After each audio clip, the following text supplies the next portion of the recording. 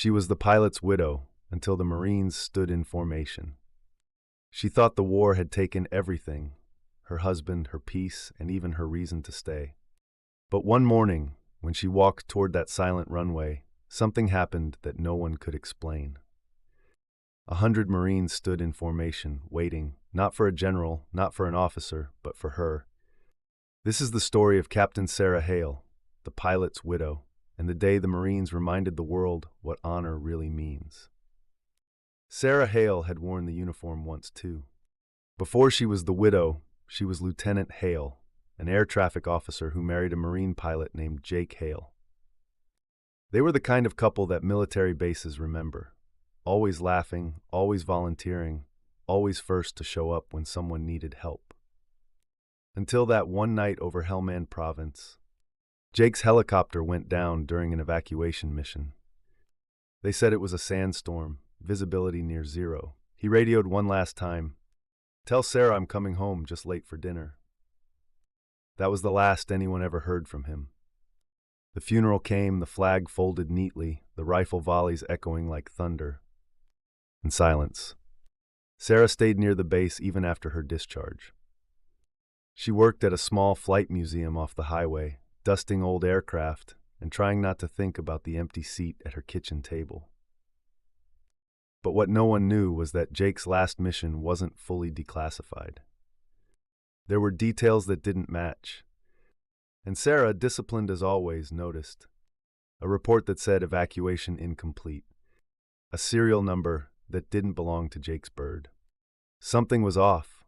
She started asking questions, quietly, carefully, until one day a Marine major knocked on her door. He didn't come in uniform, just a plain jacket and tired eyes. He told her something that froze her heart. "Ma'am, your husband wasn't supposed to be on that mission." Jake had volunteered last minute when another pilot got sick. He'd taken the place of a younger recruit, saving a life before even taking off. But that wasn't all. A month before the crash, Jake had filed a classified request to transfer his life insurance to the families of 2 fallen Marines in his unit. No one knew, not even Sarah. The major handed her a sealed envelope with Jake's handwriting. "If you're reading this, it means I didn't make it back. But promise me this, Sarah, don't let the uniform die with me. Keep showing up. They still need you." She read that letter every night, but she didn't know that the Marines hadn't forgotten her either. It was the anniversary of Jake's crash, 3 years later.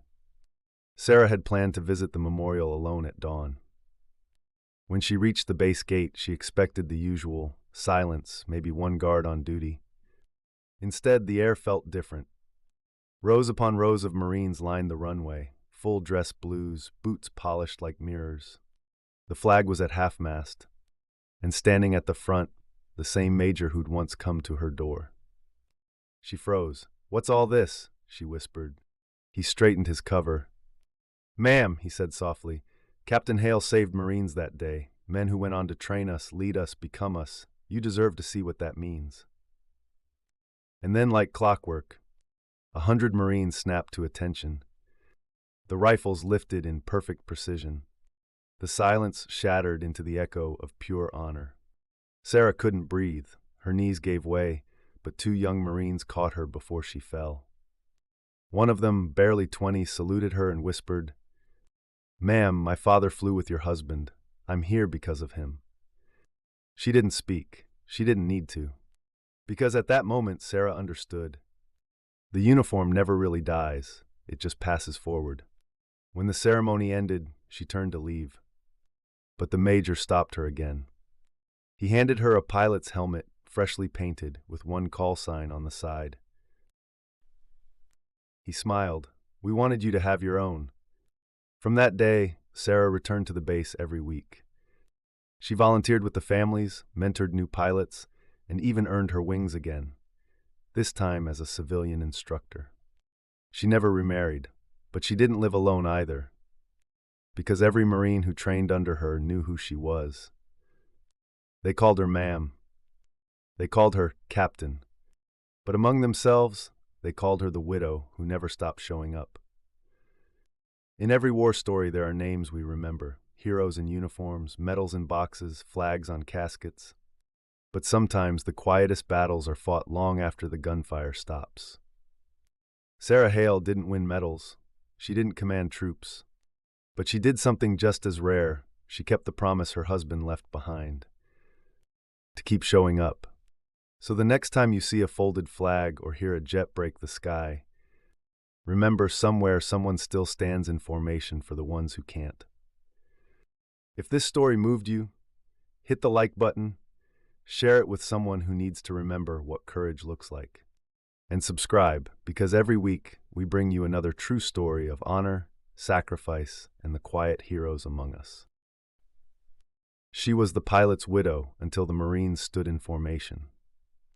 Because some uniforms never fade.